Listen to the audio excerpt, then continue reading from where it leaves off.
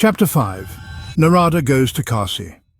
O revered sages, when Vishnu vanished after manifesting his divine glory, the illustrious sage Nārada, filled with reverence and curiosity, embarked on a sacred journey across the earth. His heart brimmed with piety, and his mind was attuned to the worship of Shiva, the Supreme Lord. As he wandered through the holy lands, Nārada's eyes beheld the sacred Shiva lingas scattered throughout, each shining with an ethereal radiance that brought solace to his soul. With every step, Nārada felt his heart grow lighter, filled with a sense of devotional ecstasy. His soul, drenched in the nectar of devotion, recognized that these forms of Shiva, manifest in stone, were not mere symbols, but living embodiments of divine power, each one capable of granting both worldly blessings and ultimate salvation to the devout. As Nārada roamed across these hallowed grounds, his fame and the purity of his intent spread far and wide. It wasn't long before the two attendants of Shiva, their souls still bound by a curse, heard of Nārada's presence. They had once been the great Ganas, revered servants of the mighty Lord Shiva, but a cruel twist of fate had brought upon them a curse from the very sage now wandering the earth in devotion. Knowing that Nārada had now become serene and his heart purified, they approached him with humility. With heads bowed low, the attendants prostrated before the sage. Their actions were filled with remorse and respect as they touched his feet in reverence. Their voices trembled, yet they spoke with clarity, eager for redemption. O holy sage, son of Brahmā and knower of the divine realms, we seek your grace. We who once erred in your eyes are not Brahmins but attendants of the great Shiva. In the past, in our ignorance and pride, we offended you during the Swayamvara, when your mind was momentarily clouded by illusion.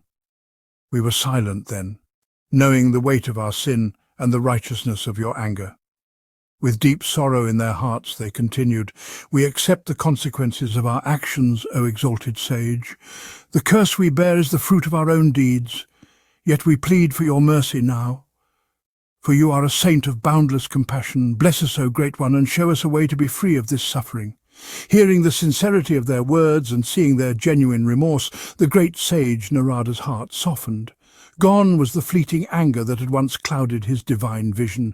His voice, now filled with love and compassion, resonated deeply, and with a repentant sigh he spoke to the humble attendants. O Ganas of Lord Shiva, beloved of the wise, hear my words now, spoken with a clear mind free from delusion. At the time of the Swayamvara, my mind had been ensnared by the divine play of Shiva's Maya. I was not myself, and it was under that shadow of confusion that I had, unfortunately, cursed you both. Yet what has been spoken by me, as ordained by the cosmic will, must come to pass. Even so, I shall provide you with the means to overcome this curse. Let my sin be washed away, and may you forgive me, for I shall guide you to redemption. You will be reborn as mighty demons, but not just any demons. You will emerge from the power of a great sage's lineage. Through his grace, you shall inherit unimaginable strength, prosperity, and the valor of kings. As rulers of the universe devoted to Shiva, you will conquer your senses and live in glory. But your time will not end in ignominy, for it will be at the hands of a manifestation of Shiva that you shall meet your end, thus securing your release and reclaiming your place as the honored attendants of the great Lord. The attendants, upon hearing Nārada's divine words, were overjoyed.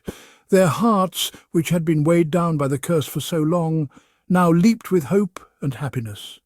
Bowing once again to the sage, they returned to their abode, their spirits lifted and their faith renewed.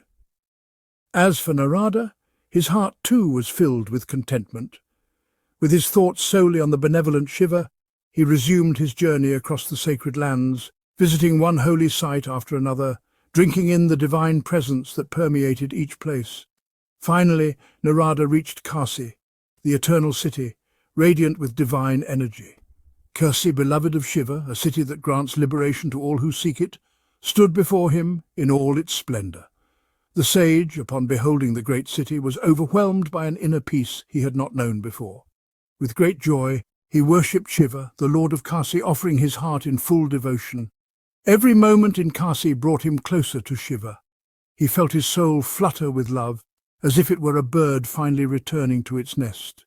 There in that sacred city, Nārada sang praises to Shiva, his words filled with divine ecstasy and his heart stirred with love and devotion.